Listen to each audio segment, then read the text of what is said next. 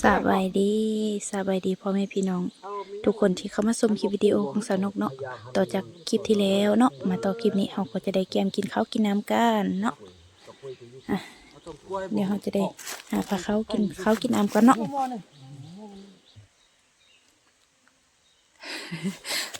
หากันข้าวกันไปเอาใบตองนี่น่ะสิเกี่ยมข้าวแล้วได้นี่นะเอ้ยเกี่ยมข้าวนี่เจ้าลืมข้าวบ่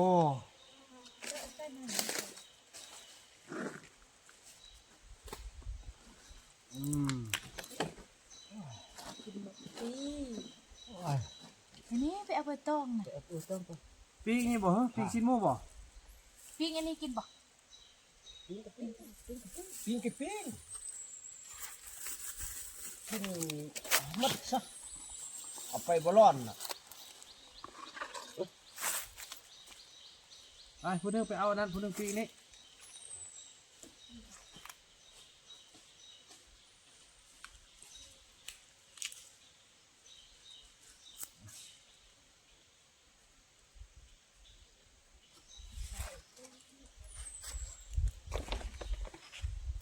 มีอัน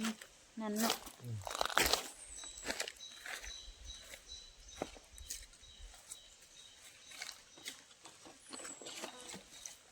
โอ้ซีนนี่พอดีแซ่บเด้อนี่ มีอันฟันอีกตึ้ม บอกว่านี้อันเดียวนะ มีอันเดียว กินซีแป๊บหนึงเฮ้ยเมื่อยครับพัดเอาตัวนั้นไหมเนาะตัวบังมันนะนี่พากำลังมา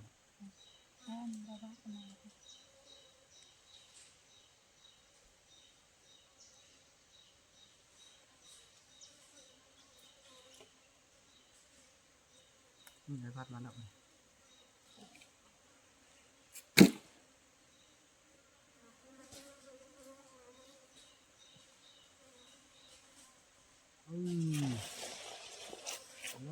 ยสั่งยอกกันเลยยอกเอาตัวนี้พูดไอ้บัดเอาพอเอาตัวนี้ดิไก่ซ้ำโต้มือนี่อุ่นนี่ แบบนึงเด้อ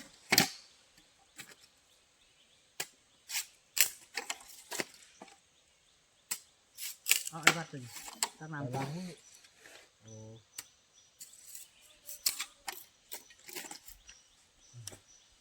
โอ้แต่กินข้าวจนหมดแห้งเลย มาสมาร์คิดว่าเห็นสนอ สมบูรณ์เห็นอีกอยังเลยสำหรับกำลังปีนซีนซีนโม่ทีซีนกระจรซีนบอคูนเห็นไหม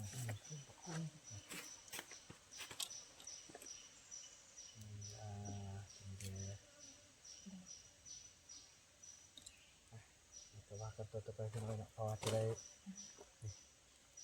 ของแซ่บที่เราบุญนำมักพี่น้องลูกปีกับแจ่วเนาะกินกับพอต้องเรืองเขากินกับธรรมชาติเป็นอะไรเนาะ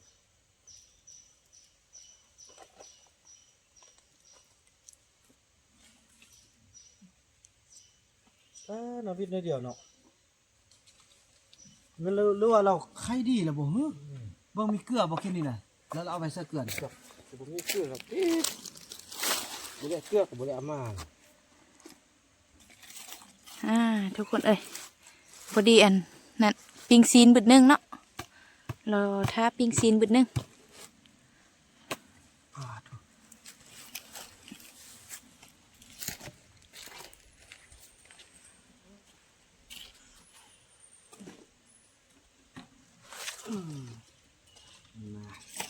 เรียบร้อยสิวะ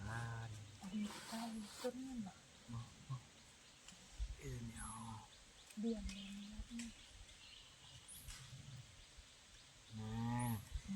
สิละวะใหญ่หนก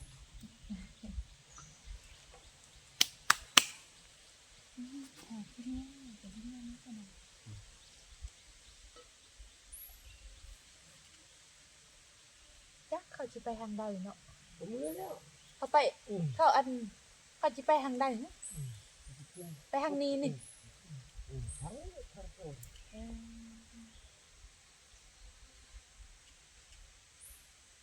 ถ้าว่าเป็นใครจะมาไปไหน น้อง เรียกว่าดีเหรอวะใครดีหรืออยากแกไอ้เอามากินลิ้นเลยกันแล้ววะ เดี๋ยวแกไอ้มากิน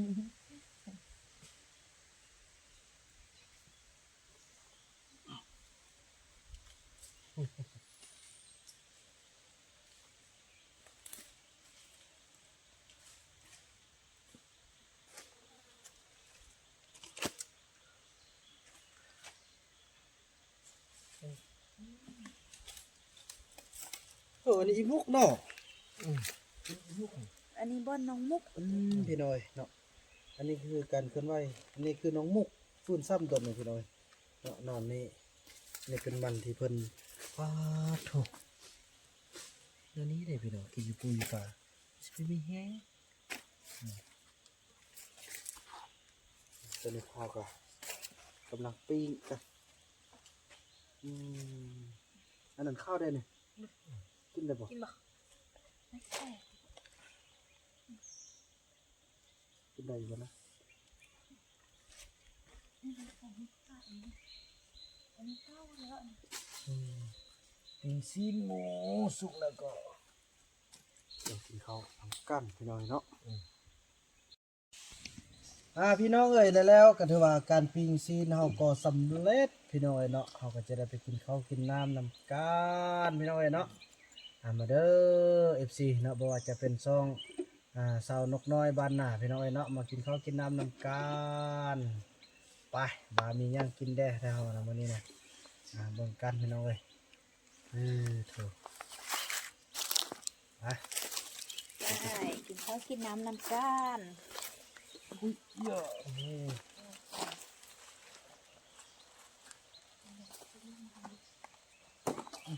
นั่งดิเอาดิเอาดิมาไอ้บ้านมา เอาป้ามีดฮะ นี่ไอ้บ้านกับพ่อคิงนั่งนี่นั่งนกยังไงนั่งนี่เลยนะนี่พี่ไอ้บ้านทำอะไรเอาจิโคนนี่โอ้บ่มีไฟเอามีไฟมาเบื้องนี้เลย ไอ้บ้านมานั่งทีเลยไอ้บ้าน บ่อันนี้มาทางนั้นมันรูนมีกล้องมานั่งนี่ไหมเห็นไหมอยากให้ FC เบิ่งนำนะเห็นไหมเนี่ยมานั่งนี่มีอันนี้ก็มีตำงานเพราะเขาตำงาน พี่น้องเอ้ยเนาะเนี่ยมานั่งนี่อันนี้มันซีนยวนตัวมาคนเด้อกินแบบธรรมชาติเลยเนาะนี่บุยบวงเนาะออกสักนิดเลยเนาะปูเจียมีสองอันเลยพี่น้อง เกี่ยมันเห็ดแห้งได้กินเพื่อเด็ก เยอะกันเนาะเขาทำงานเนี่ยข้าหนึ่งเป็นหนึ่งเนาะระวังไหมโทษพี่น้องเอ้ยเขาแซ่บๆกันโอ้อันนี้มันนี่อัน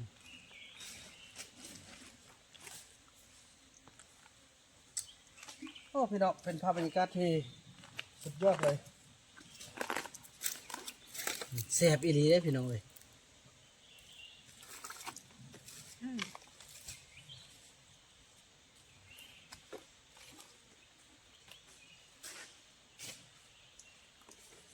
ยาม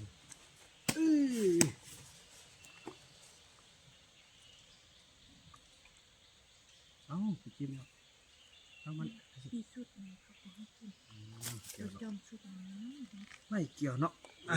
เอาหานั่นเลยมัน เดี๋ยวเนาะเอาเลย แล้วมาเด้อพี่น้องมากินข้าวนำพ่อต้องเรืองมากินข้าวนำคนป่าอยู่ป่าเลยเนาะนี่นี่อันนี้นี่ทิมอันนี้นะบ่มีทิม ย่างมันฮึเข้าหมดอ่ะ นี่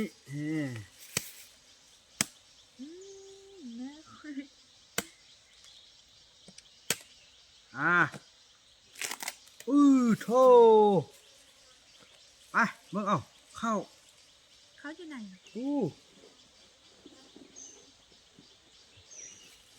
นั่นเข้าเบิ่งแป้งกันเด้อบ่ให้ได้ไล่บ่ให้ได้น้อย เขาทำงาน ทำงานนั่น ที่มึงดู เด้อแบ่ง1 2 3 1 2 3 4ทางนี้เอานี้ทางนี้เอานี้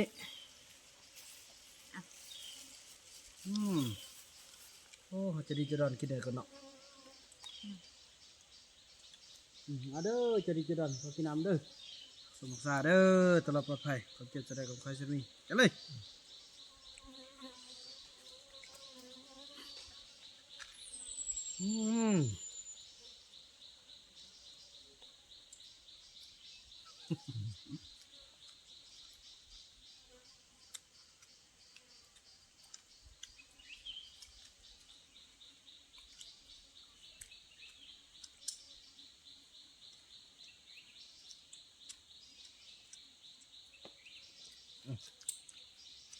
มู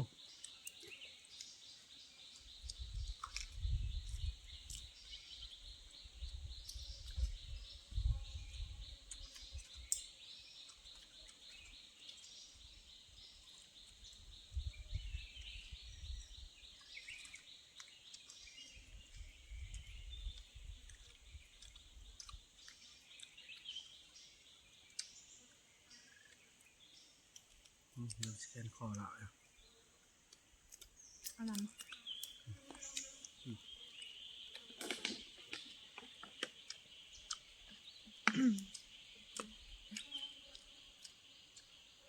แซ่บเนาะ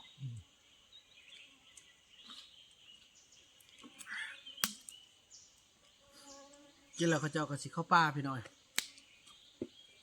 เข้าก็สิกลับบ้านจุดประมาณมาวันนี้ก็คือ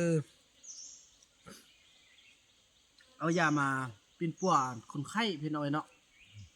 พอตรงเรื่องเลยคนป่านั่นแหละแต่ว่าเขาจะยายบอลก่อนบ่ทันแต่เราก็กินข้าวแล้วก็ไปเห็นข้าวแล้วก็บอกเขากลับเด้อ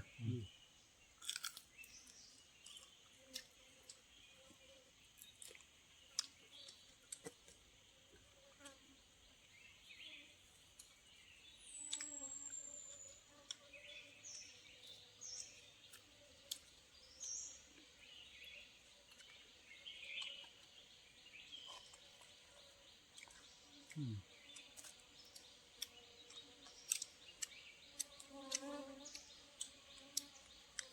กปีป้าแท้ๆนี่ภาษาคนป้าเอิ้นจะได้นี่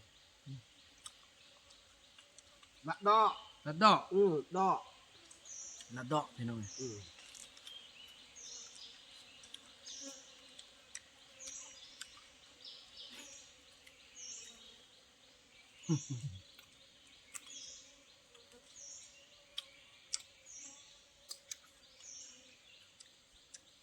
กินลัดดอกไหมพ่อ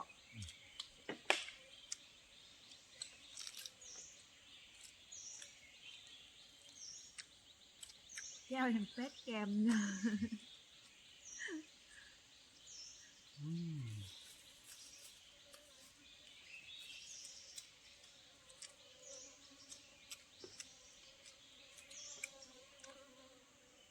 เชื่อแหละกินข้าวปานแซ่บเนาะ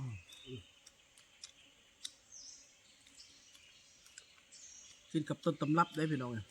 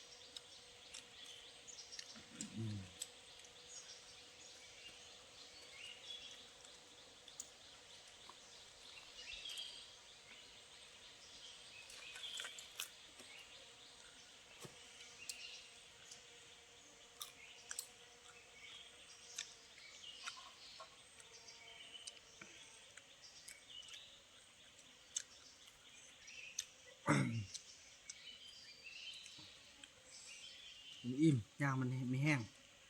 คือปานบ่มีอันกินเนี่ยแต่มันสำกินบ่มีแห้ง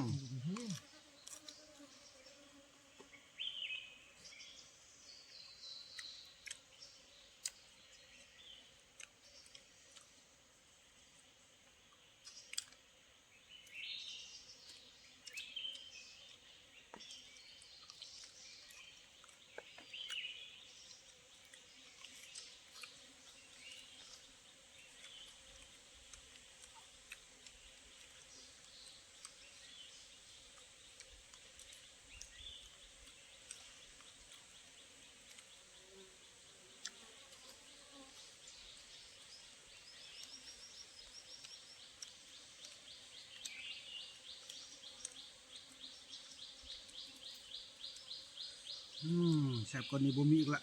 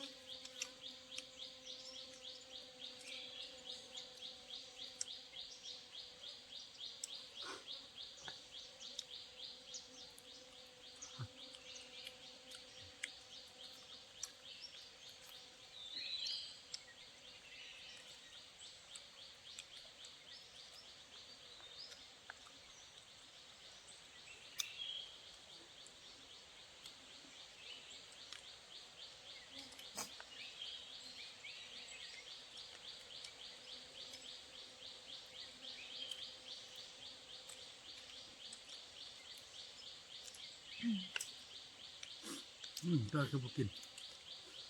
อันนี้กินเลยเรากินอะไรเด้อ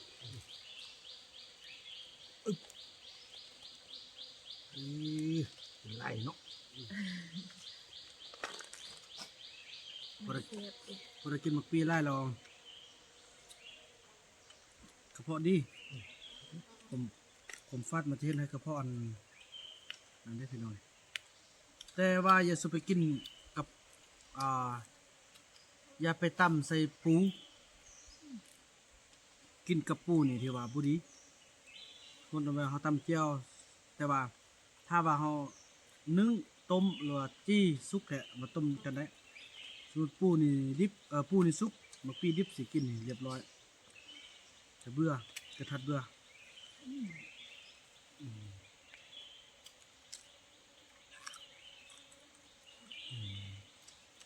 เราเคยพบมาตอนไปหากินตอนยังเล็กน้อยที่ปูซุกเรามาตำทำปีดิบเป็นม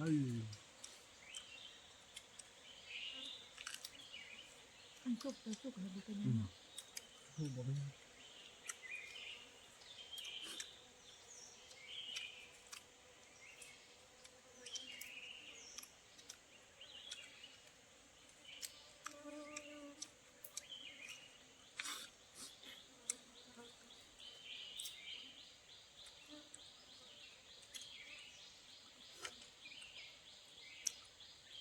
ชิมเลย เป็นแค่ที่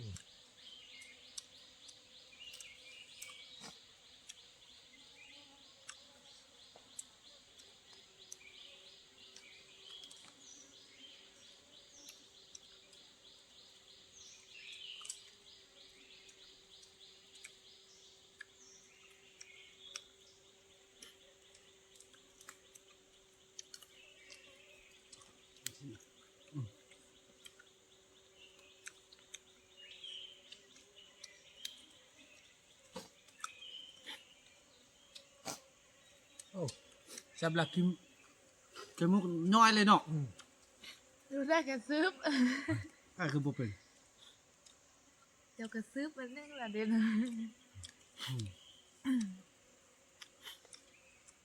มันเผ็ดนั่นเนาะ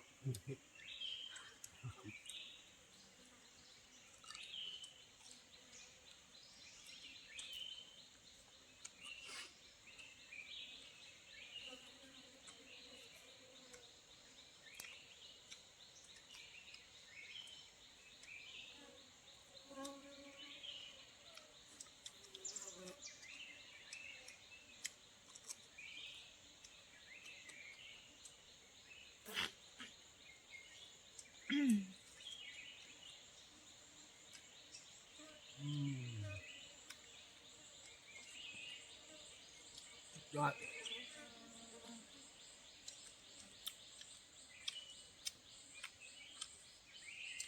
จานพากันห่อไปกินกลางห้างเด้อ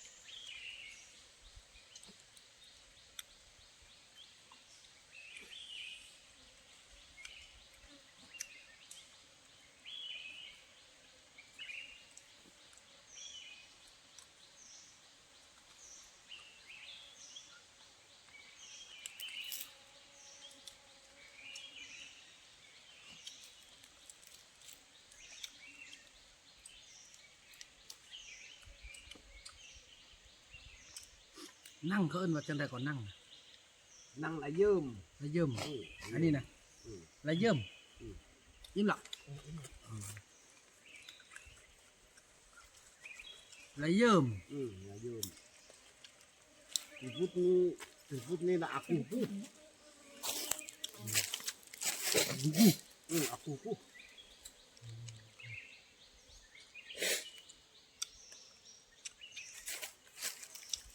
กุกุ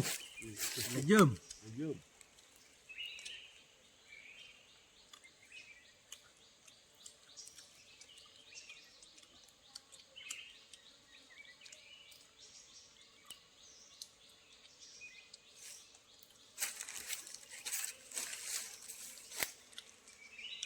อันนี้บุรบัดเนาะ อืม แม่นบอก อืมครับ บุรบัด อืมครับ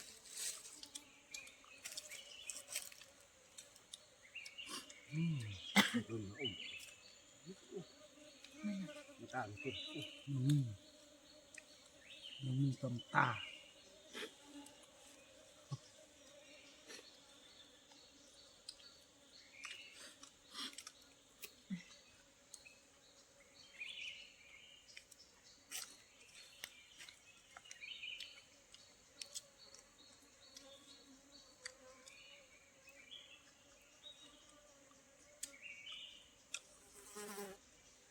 พักเนาะ ครับ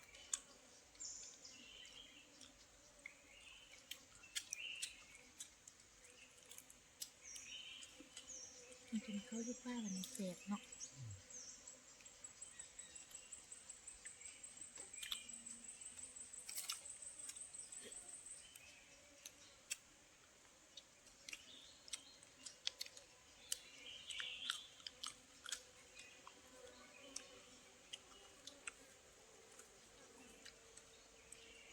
ตอน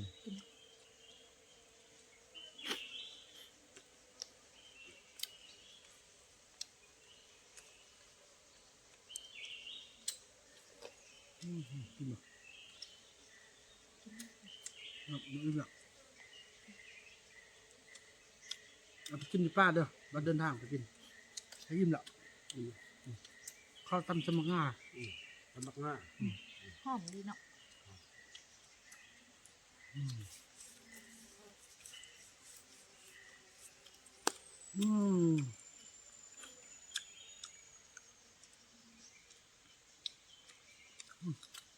มันจะกินเต็มกินมันละกัน เดี๋ แล้ว ยว เนาะ มันดี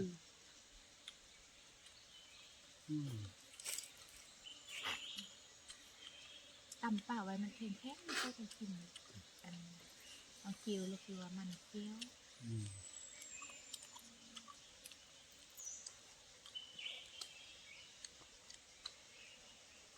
ต้นเท่าวะแต่ให้แม่แผดต้นงานบอก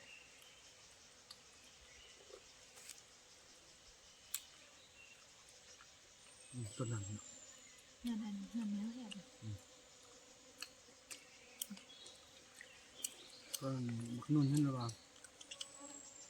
นาข้าวจริงๆเลยนะ เออ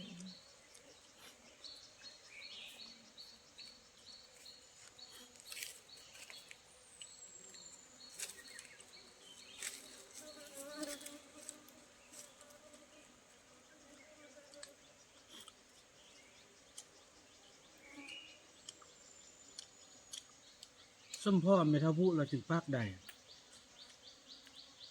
แต่จริงเราเอามาอยู่นอกกับเศร้าไปกว่าปีแล้วพอมาย้อนขึ้นเบื้องอันคลิปต่อเกินลูกกันนะแล้วบอกคมลาบนแก่งเอ้ยแล้วเขาแบบผู้ดูแลเขาบรอดเรียงเขาก็บอกไล่เรานี่เลยนะพูดเลยนะ ไปน้ำมูกจะซักไปอยู่ลูกมี3 คนเป็นด้านหมด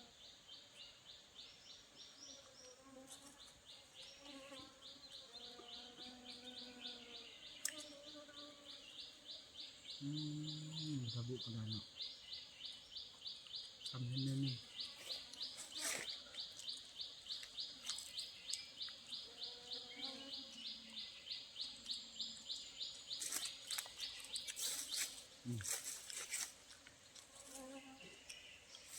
กินอิ่มเด้อนี่กินมันหมดเลย กินแบบ ใช่ป่ะพี่น้องเอ้ยกะจีมอฮอนนี่กะจีจบคลิปกันทำนี้ก่อนพี่น้องเนาะแล้วก็ว่ากันใหม่ในคลิปต่อไปพี่น้องเอ้ยมื้อนี้กะกินข้าวกินน้ำกับพี่น้องพ่อต้องเรืองกินกับธรรมศาสตร์สินหมูปลามักปีปลากับแก้วพี่น้องเอ้ยสุดยอดเลยอาหารอยากให้ทุกคนมาสัมผัสแบบนี้แหละกินแล้วเขาแซ่บอีหลีพี่น้องเอ้ยเนาะเสียงนี่ก็จะมีเสียงนกเสียงนู่เสียงสายลมพัดต้นไม้พี่น้องเอ้ยอากาศเนี่ยเย็นสดชื่นพี่น้องเนาะจนได้ดังไฟใส่ยานยุ่งพี่น้องเนาะไรยุ่งไรยินเป็นคลิปที่คลิปกินที่ห้ายากเลยพี่น้องที่ได้กินนำคนป้าที่แท้จริงเนาะอยู่กับพื้นป้าที่อันแสนไก่พี่น้องเอ้ยเนาะคลิปนี้บ่าวนำจะขอเนี่ยจบคลิปกันซ้ำนี้ก่อนพี่น้องเอ้ยแล้วก็ว่ากันใหม่ในคลิปต่อไปเนาะ